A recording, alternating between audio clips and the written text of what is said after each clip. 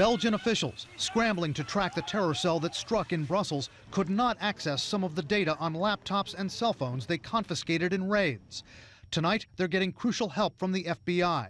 U.S. officials telling CNN computers, hard drives, cell phones of Brussels suspects are being combed through for clues by the Bureau. Think of the phone or the computer as sort of a memory card, right? And so it's going to link investigators to everyone they were in contact with. What websites were they looking at? How were they devising their plan? The Wall Street Journal reports a laptop computer seized in Brussels led investigators to a nephew of the two brothers who blew themselves up in the suicide attacks last week.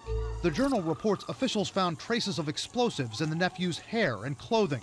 But the FBI could also help the Belgians crack the terrorists' cell phone security codes.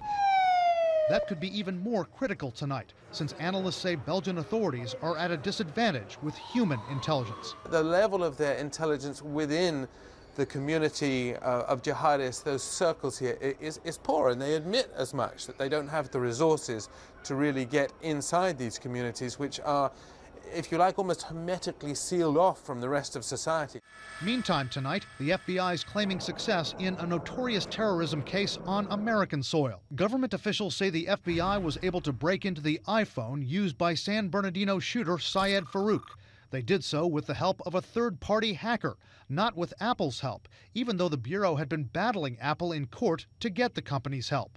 Law enforcement officials are not saying what they found on Farouk's phone. Apple wants to know how the phone was breached, and privacy advocates say the FBI should tell the company. The government is also gambling that no one else will independently discover this information and use it to attack Apple's customers. I personally feel like the government should report this information. Cybersecurity is more important than the FBI surveillance capabilities.